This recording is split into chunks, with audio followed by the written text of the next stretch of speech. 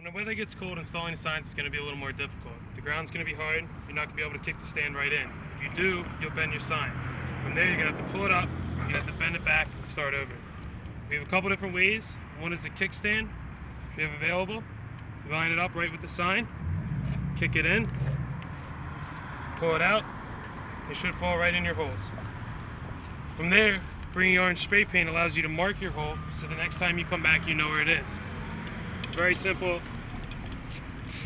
Up, across, and back. Gives you an H. Allows you to come back next time and find your hole. Come, see your paint, drop your sign in, good to go. When having more than one sign intersection, it is crucial not to block each other's signs. Traditionally, the first sign going in the ground should be the furthest one from the curb. Place that one in. The next one, you place closer to the curb. This allows a stagger so that at no time are signs blocking each other. This makes the customers happy and makes it easy to follow the signs. Another alternative to installing signs in cold weather is using a drill. As you can see, this has a nice wide bit and a nice long angle. That way, you don't have to bend down as much. You line it up, drill your hole.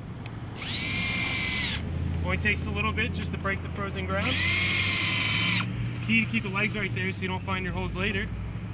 Then you finish it off. Again, you have the paint, rattle it up. This time you could try, if you're in a private property, you obviously don't want to tag the lawn up the orange spray paint. You could always use just 2 smaller orange holes. And after you do this a few times, you'll come back and your hole will be bigger, it'll be easier to find, and it'll be good to go all winter. You won't be breaking stands. You can also use a hammer.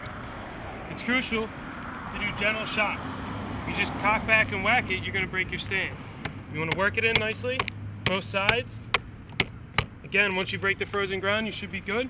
Just finish it off, paint your holes, and you're good to go. Sometimes in a more urban area, you won't have a grassy patch to use. With the skinny metal stands, you have the ability to go into the cracks of the concrete. Find somewhere nice and soft, get it lined up between, goes in very nicely. When picking your spot to place a sign, traditionally somewhere with rocks and dirt, it's going to be more difficult. The ground's going to be harder, the rocks are going to be there, and you're not going to get the sign in without either mangling the sign or your sub. Traditionally, a place that is more grassy is going to be beneficial. The ground's going to be softer, the sign's going to go in easier. When installing signs, it's important that the bottom bar goes all the way to the ground. If the sign only goes partially in the ground, it's not going to last. The wind's going to come, it's going to flop, it's going to look like crap. It is important to start your sign, use the bar, push it all the way to the ground, the sign's not going anywhere. It's important when you install the sign that it goes all the way down. When it only goes partially in, the sign will flop with the wind. Make sure the bottom bar goes all the way to the ground. This is an example of bad sign placement. The object is in front of the sign. Only at a very short moment can you see the sign. On top of it, it's floating in open space, more likely to be taken by landscapers or somebody grooming their lawn. When installing a sign, it's important that the sign is not behind any objects. For example, the telephone pole. Placing a sign back here blocks the sign from the telephone pole. Putting it next to the pole, keeping it rather close, allows the sign to be safe from landscapers and visible at all times. It also allows the sign to work as double-sided. The turn arrow on this side and the turn arrow on the other side. It utilizes our double-sided signs. As it gets colder out and the snow falls, placing a sign directly on the curb is a bad idea. The snowplows are going to come, they're going to bury your sign, they're going to damage the customer's property, and going to make your life more difficult. It's always recommended to be approximately 5 to 6 feet from the curb once the snowplows start running. Some signs require the use of wooden stakes. When installing a wooden stake, it's crucial you have a hammer prepared. Find your spot, a couple good whacks. Always make sure the hand is below as to not hit it. If you do it too loose, it'll flop and the sign will blow over with the wind. From there, you apply your sign, making sure the stand goes in the pocket and all the way down. Making sure the sign is straight and level is also very important. When installing a stake that's going to be left there from week to week, it's crucial to keep the stake close to an object, for example, telephone pole or street sign. This allows a better chance of your stake remaining and being there next week. Also, the ground is traditionally softer next to a telephone pole. especially crucial to make sure it's in good. It's going to be there all week long. You want to make sure it stands and stays for when you come back Friday night. When leaving a stand from week to week, it can always be helpful to mark the stand.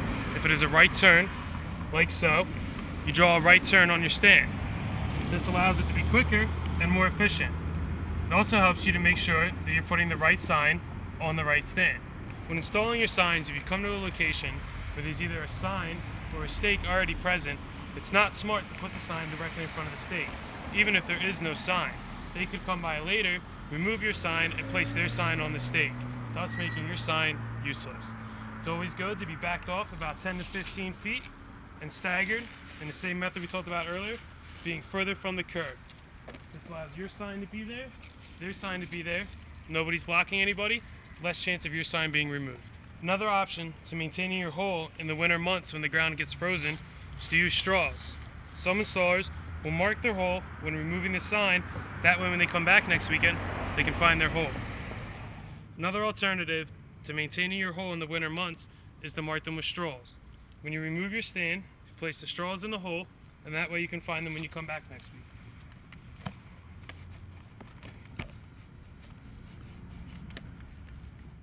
Another alternative is to use PVC. A long pole cut up into short 6-inch sections allows you to mark your hole and place the sign in it every time when you come back. Traditionally, you want to do this earlier in the season. Start with a good hole. Pull it out. PVC. Hammer.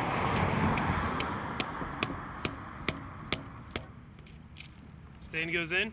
You have holes every time. The PVC not only works as maintaining your hole in cold weather, but it'll also help with the rocky terrain, somewhere where it's sandier and rockier, and you have to fight to install your stand every time.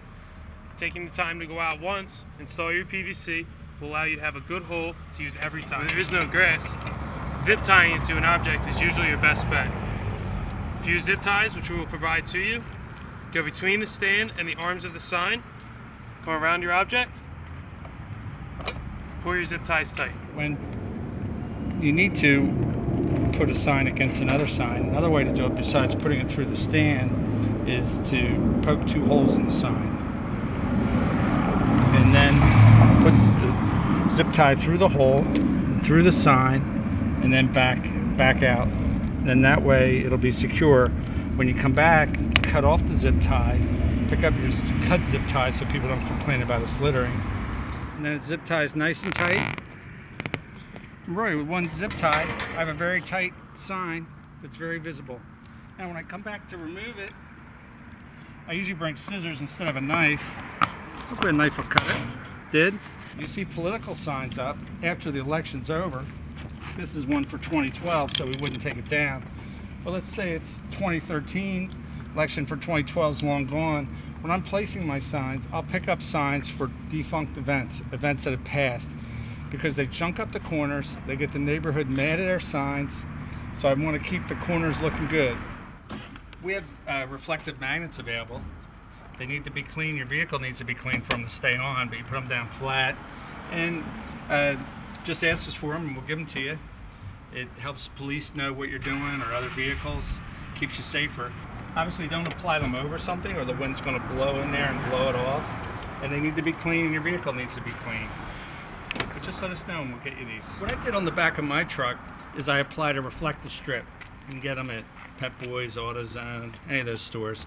This strip really lights up at night, keeps you a lot safer. I really suggest you get one.